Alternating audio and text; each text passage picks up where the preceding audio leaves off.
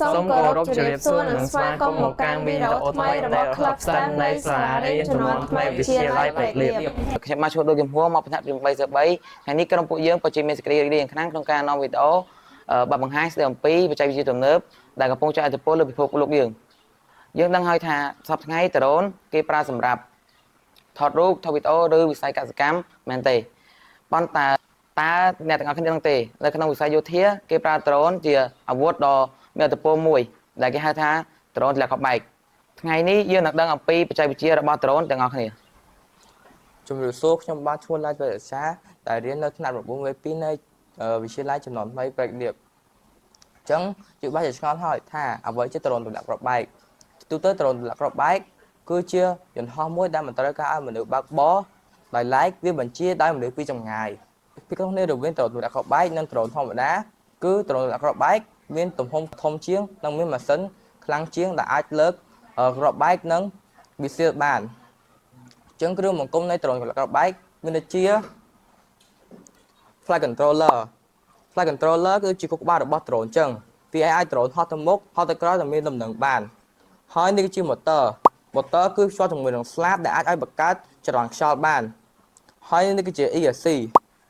គឺអាចបញ្ជូនល្បឿនទៅកាន់ motor និងអាចទប់កម្លាំង motor ដែលបញ្ជូនមក ESC ហ្នឹងដើម្បីកុំឲ្យវាឆេះអញ្ចឹងបើយើងប្រើ ESC ដែលមានអំពែទូជាងដែលកំណត់មកនឹងធ្វើឲ្យ drone ហ្នឹងឆេះបានហើយនេះគឺជា receiver គឺទទួលព័ត៌មានពី transmitter ដែលជាដាច់ tele បញ្ជាហើយវាបញ្ជូនទៅ receiver ដើម្បីអាច drone នឹងទទួលព័ត៌មានបានខ្ញុំបាទឈ្មោះផាត់ម៉ានីសាន់ខ្ញុំមកពីថ្នាក់ទី 9B2 នៃសាលារៀនជំនាន់ថ្មីវិទ្យាល័យព្រែកលៀបអញ្ចឹងសប្តាហ៍ថ្ងៃខ្ញុំបានឃើញហើយថានៅក្នុងសមរភូមិនៃសតវត្សទី21នេះបច្ចេកវិទ្យាបានផ្លាស់ប្ដូរនៅបរិបទនៃសង្គ្រាមយ៉ាងឆាប់រហ័សវាអនុញ្ញាតឲ្យយោធា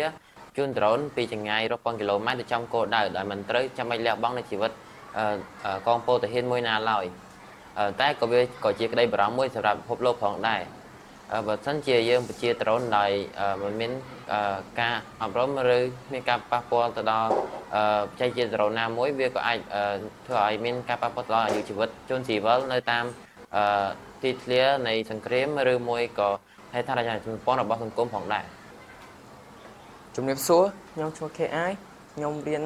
នៅសាលារៀនចំនួនថ្មីវិទ្យាល័យព្រែកលៀបខ្ញុំថ្នាក់ទី 8B2 អញ្ចឹងចុងក្រោយបច្ចេកវិទ្យាដ្រូនមួយនេះគឺប្រៀបបានដូចជា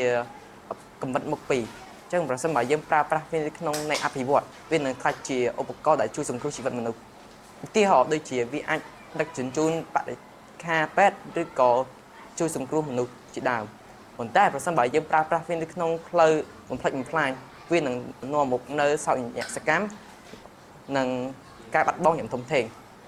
ដូច្នេះក្នុងនាមយើងជាសិស្សានុសិស្សនិងជាតំពាំងស្នងរស័យរបស់ជាតិយើងក៏បីខិតខំសិក្សាផ្នែកវិទ្យាសាស្ត្រនិងបច្ចេកវិទ្យាដើម្បីអភិវឌ្ឍពិភពលោករបស់យើង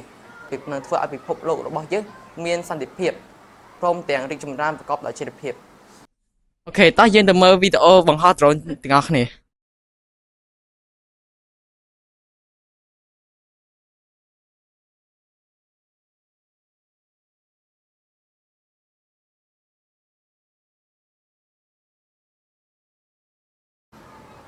ជាចុងបញ្ចប់ខ្ញុំសម្ដេចញ្ញាចិត្តថាដ្រូនមួយនេះខ្ញុំនឹងខិតខំ